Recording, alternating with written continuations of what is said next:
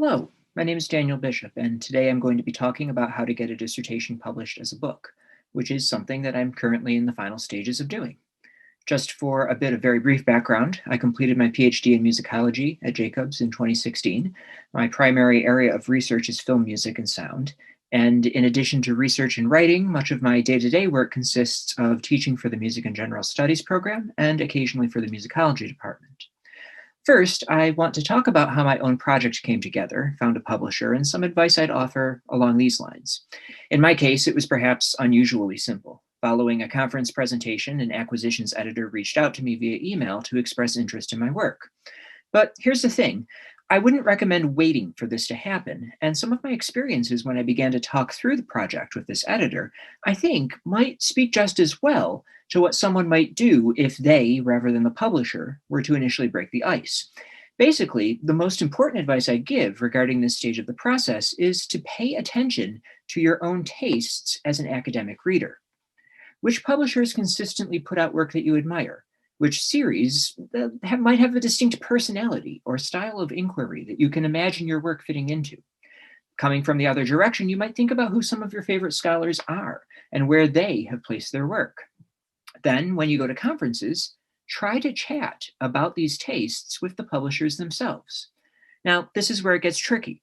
And if you're introverted, if you have a hard time with self-promotion, or you wrestle with imposter syndrome, broaching a conversation with a publisher can feel a great deal like asking someone out to a middle school dance, and equally awkward. But the advice is the same. Just keep it real. For example, here's a sentence. I just wanted to say that over the last few years, some of the really great books in my area of research have come out in this series.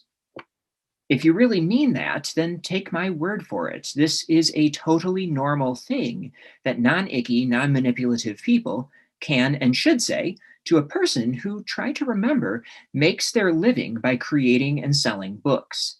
It will be appreciated, and if they express interest in what you do in turn, it will likely be equally genuine. Moving on, I want to talk a bit about how a dissertation is different from a book, and how you might start to think about editing your dissertation to transform it into a book manuscript. In short, the process is not just one of repackaging, but reconceptualizing. Regardless of how specialized your topic is, a book inevitably has a much broader audience than a dissertation. In short, you're writing for people in your broader academic field, and sometimes even adjacent ones, who might share subdisciplinary interests with you, but not necessarily topically identical ones. So, for example, I was writing for musicologists who are interested in film, and hopefully some film scholars who are interested in music. I was not writing just for the much, much smaller circle of people who study Hollywood film music from the 1960s and 70s, which is what the book is about. If you do interdisciplinary work, you need to be especially honest about how a book's publishing home might market it most tangibly to one particular academic audience. And as you edit, you should try to let that guide your sense of how common knowledge might be represented as you reconceptualize the dissertation. The biggest impact that this consideration of audience might have on your editing probably has to do with an approach to what we could call homework writing. Homework writing is a kind of writing that tends to flourish wild and free in dissertations, and whose content is very heavily weighted towards literature review. Obviously, you want readers of your book to know that you have a sense of where your project fits into a bigger picture. So just to be clear, this type of writing shouldn't go away completely, but your approach to it should fundamentally change. The sense of, look, I've done my homework, that tends to come through such writing should be less tangible. The coverage will probably be less exhaustive and more selectively focused. And such writing should always be working in service of your voice as a writer, rather than existing to demonstrate your bibliographic competency. Next, your reconceptualization should consider the larger shape of your chapters.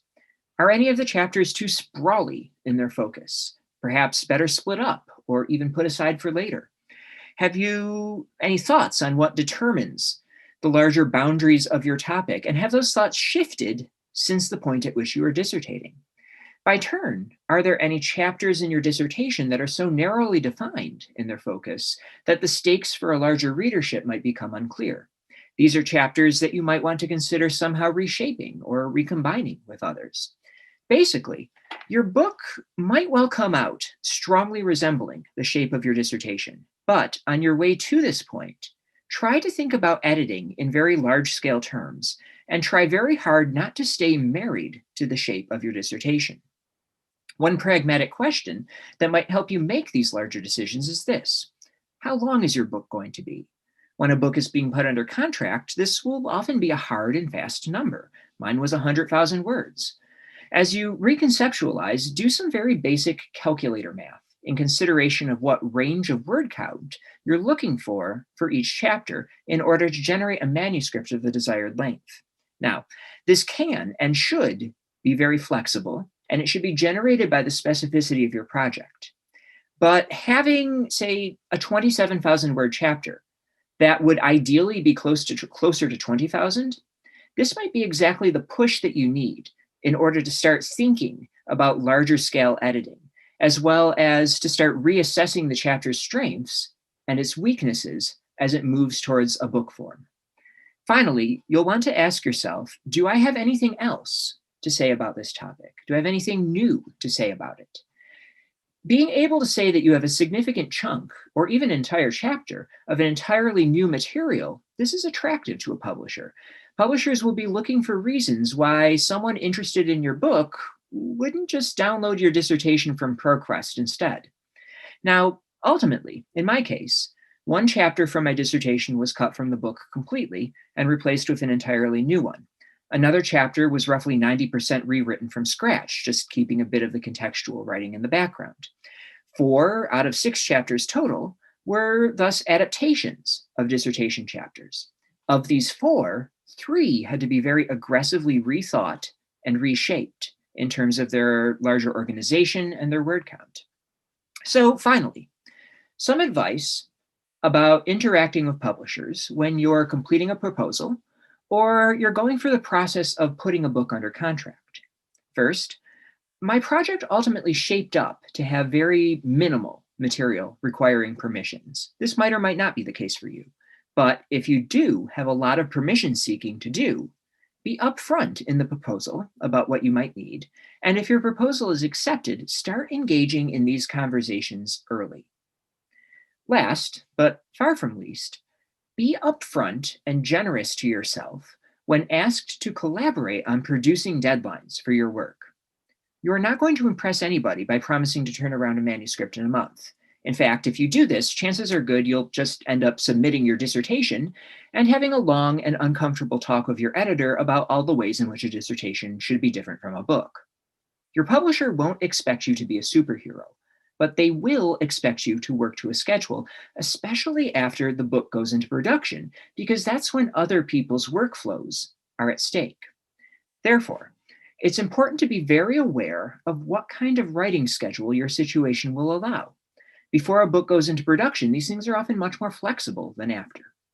So in my proposal, I asked for a generous window of time, roughly 2 years, to complete the manuscript. Now, this is on the long side for a dissertation to book project. However, I was very clear about specifying in the proposal that 2 of the chapters would be entirely new or mostly new material. And I was upfront that my employment as an adjunct wouldn't allow for institutionally supported time for writing. Along the way, I also asked for 1 extension on the full manuscript submission, leading up to the initial May 2020 deadline. Pandemic territory, right? No big surprise there. I had to move all my teaching online. My kid was home from daycare for 2 months. I was undoubtedly not a unique case, but I was upfront about needing this time, and the extension was granted. So in November of 2020, I submitted a draft of the manuscript, and a couple of weeks ago, I submitted revised proofs for my book, which will hopefully be going into print in the early fall of 2021. So thank you very much for your time, and I hope you found this discussion helpful. If you have any additional questions, please feel free to reach out to me at djbishop@iu.edu, and I'd be happy to discuss my experiences and my impressions of this process further. Thank you very much.